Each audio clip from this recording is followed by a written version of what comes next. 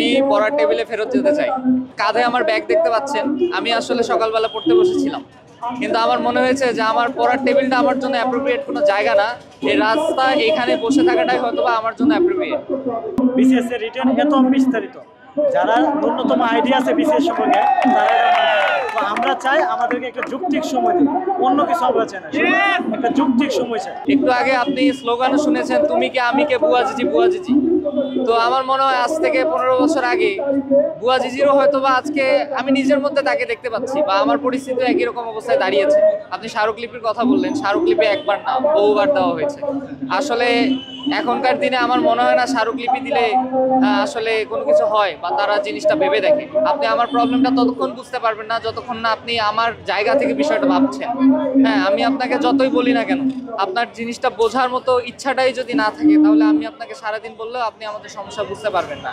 আজকে মনে করেন আমি ইউনিভার্সিটি থেকে গ্রাজুয়েট করা একটা মানুষ, আমার অবস্থান কোথায় হয়েছে? আমি রাস্তায়, আমাদেরকে বেধড় পিটিয়েছে পুলিশ আগারগাঁওয়ের অলিগলি আমাদের চেনা হয়ে গেছে।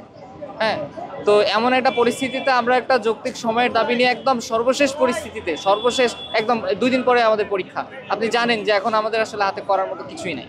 হ্যাঁ, আমরা যে পড়ুয়া স্টুডেন্ট না, আমরা ফাঁকিবাজ, এটা আপনি বলতে পারেন না। আমাদের মেন দাবি হচ্ছে আমাদেরকে 47 রিটেনের জন্য একটা যৌক্তিক সময় দেওয়া। আপনারা জানেন সর্বশেষ যে বিসিএস 46, ওটা তো 15 মাস সময় দিচ্ছে, এবং যে কোনো বিসিএসে সর্বনিম্ন 6 থেকে 8 মাস সময় দিচ্ছে। সেই হিসেবে আমরা চাচ্ছি 47-এ একটা যৌক্তিক সময় দিন। আমাদেরকে দেওয়া হয়েছে 45 দিন, 49তম বিসিএসের পরে 45 দিন সময় থাকে। 45 দিন সময় না, 3 মাস সময় আপনার রিটেনের সিলেবাসটা বোঝা সম্ভব না। বিসিএস এর রিটেন এত বিস্তারিত, যারা ন্যূনতম আইডিয়া আছে বিসিএস সম্পর্কে তারা এটা মানবে।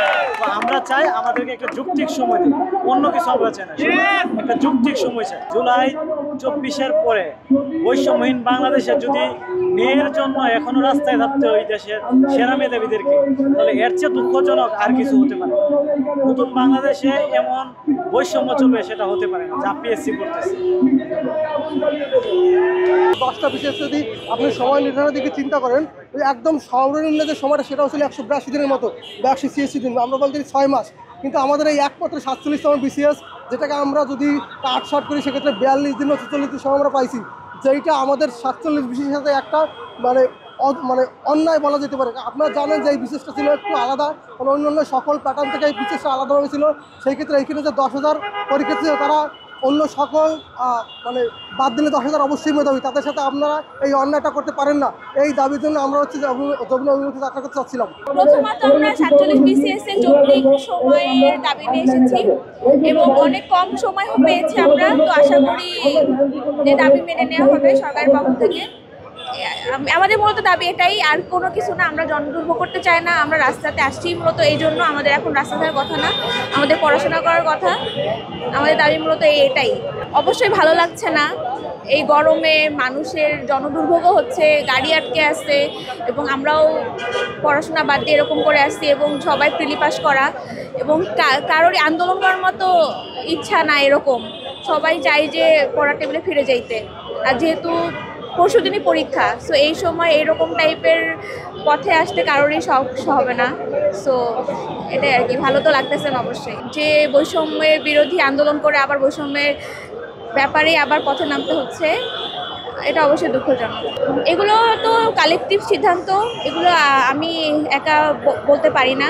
সো এটা দেখা যাবে, আপনারা খবর পেয়ে যাবেন। আর আমার মনে হয় না সরকারের ষড়যন্ত্র করার মতো কিছু আছে, কারণ এটা যৌক্তিক দাবি, এবং মাত্র 2 মাসে বিশেষ রিটার্ন করা একটা কাকতালীয় সম্ভব না এটা। তো আই হোপ সরকার এটা বুঝবে এবং সরকারের সব মহল এটা বুঝবে এবং আমাদের যৌক্তিক সমাধান হবে।